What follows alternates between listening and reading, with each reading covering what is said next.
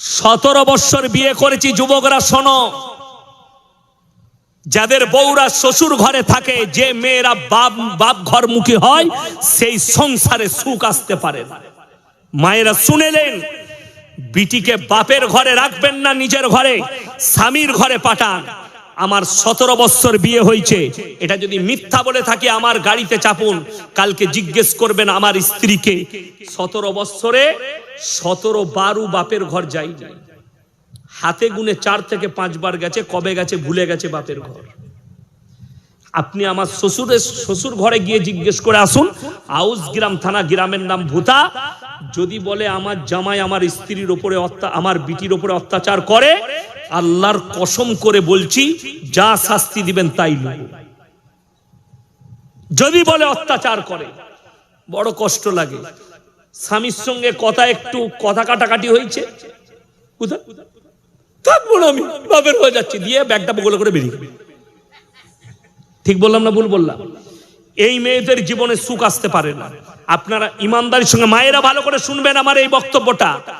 একটা আপনারা কি বলেন? আমরা হেনসেল বলি, আপনারা কি বলেন? হেনসেল। রান্নাঘরে অনেকগুলো থালা বাটি হাঁড়ি কুড়ি থাকে না? থাকে না? আচ্ছা, মায়েরা যখন কাজ করে তখন ঠুকাঠুকি লাগে না? লাগে না? আওয়াজ উঠে না? ঠোকাঠুকি লাগে, কিন্তু আবার ম্যানেজ করে রেখে দিলে ঠিক থাকে। তো সংসার করতে গেলে স্বামী স্ত্রী একটা পরিবার, ঠুকাঠুকি লাগবে। যারা মনে করছেন আলেমদের বাড়িতে ঠুকাঠুকি স্ত্রীর সঙ্গে কথা কাটাকাটি হয় না, তারা ভুল পথে আছেন।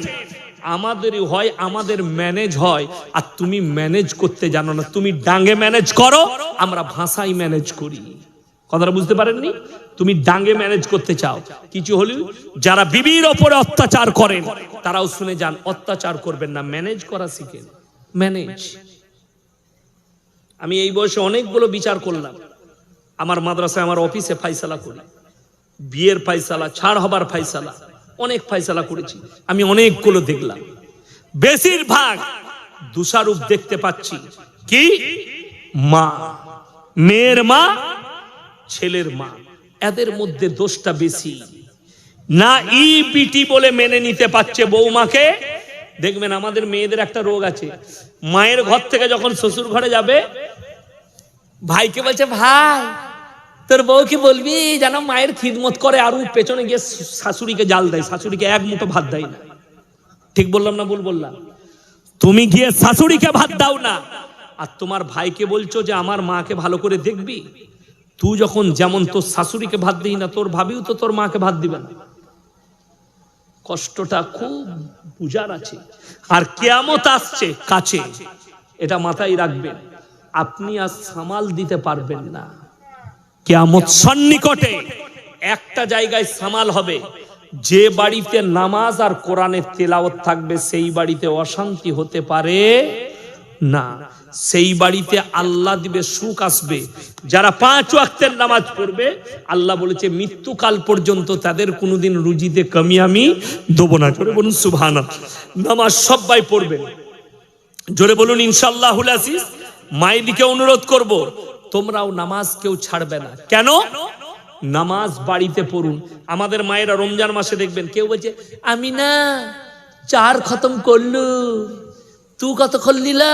বলে আমি 5.5।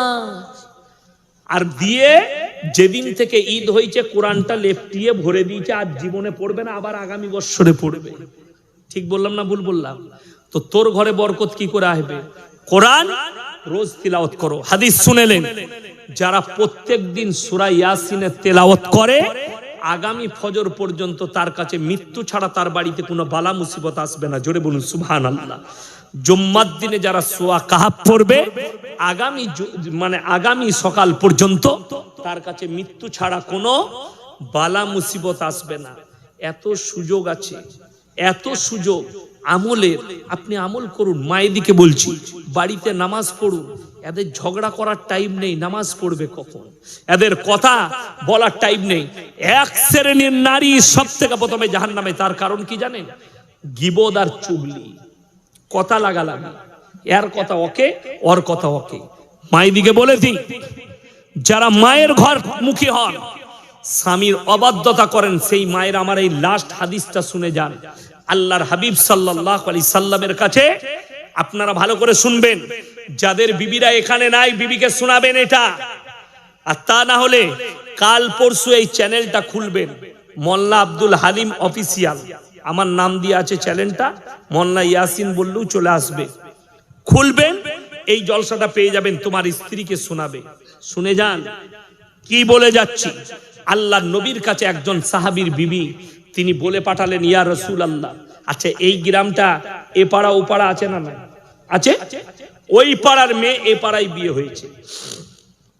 তিনি বলে পাঠালেন, ইয়া রাসূলুল্লাহ, আমার মায়ের বাড়ি কাছে, আমার স্বামী তিনি সফরে আছেন, দিনের খিদমতে আছেন, আল্লাহর রাস্তায় বেরিয়ে গেছেন দিনের খিদমতে, আমার স্বামী নেই, আমার মা অসুস্থ, আমি কি আমার মাকে একবার দেখতে যেতে পারি? আল্লাহর নবী সাল্লাল্লাহু আলাইহি সাল্লাম খবর পাঠালেন, স্বামীর অনুমতি ছাড়া তুমি পায়ের নখটা বের করতে পারবে না। সেই সাহাবীর বিবি গেলেন না। মায়েরা ভালো করে শুনেন, দ্বিতীয়বার খবর এলো তোমার মা মরণাপন্ন অবস্থায়। কিছুদিন পরে সেই সাহাবীর বিবি কাঁদতে লাগলেন, রাসূলের কাছে খবর পাঠালেন, আল্লাহর হাবিব বলে পাঠালেন, বলে দাও তোমার স্বামী সফরে আছে, স্বামীর অনুমতি ছাড়া পায়ের নখ বের করতে পারবে না। কিছুদিন পরে খবর এলো তোমার মা ইন্তেকাল করেছে। সেই সাহাবীর বিবি কাঁদতে লাগলেন, ইয়া রাসূলুল্লাহ, আমার আল্লাহর হাবিবকে বলো, আমি কি আমার মায়ের এই শেষবারের মতো মুখটা, কবরে যাওয়ার আগে মুখটা কি একবার দেখতে পারি না? আল্লাহর হাবিব সাল্লাল্লাহু আলাইহি সাল্লাম বলে পাঠালেন, তোমার স্বামী সফরে আছে, তুমি পায়ের নখটা জীবনে বার করতে পারবে না স্বামীর অনুমতি ছাড়া। সেই সাহাবীর বিবি গেলেন না। মায়ের জানাজা উঠে গেল, দাফন হয়ে গেল। আল্লাহর হাবিব সাল্লাল্লাহু আলাইহি সাল্লাম খবর পাঠালেন, আমার ওই সাহাবীর বিবিকে বলে দাও, স্বামীর ফরমাবরদারি করার কারণে, স্বামীর হুকুমের ইন্তেজারের কারণে আল্লাহ তার মাকে ক্ষমা করে জান্নাতি ঘোষণা করেছেন। জোরে বলুন সুবহানাল্লাহ। ভেবে দেখুন আমার মায়েরা, স্বামীর অনুমতি ছাড়া বাইরে যাবেন না।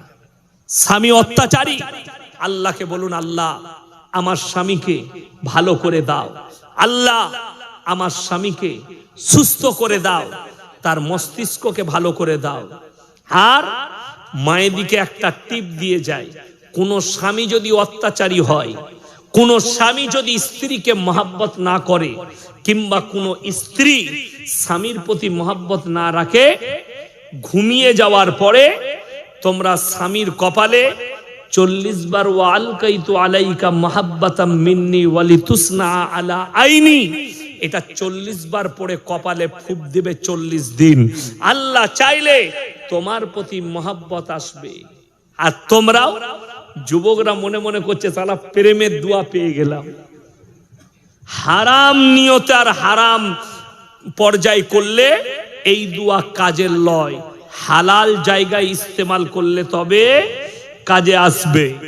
হালালের জন্য, হারাম কাজের জন্য নয়।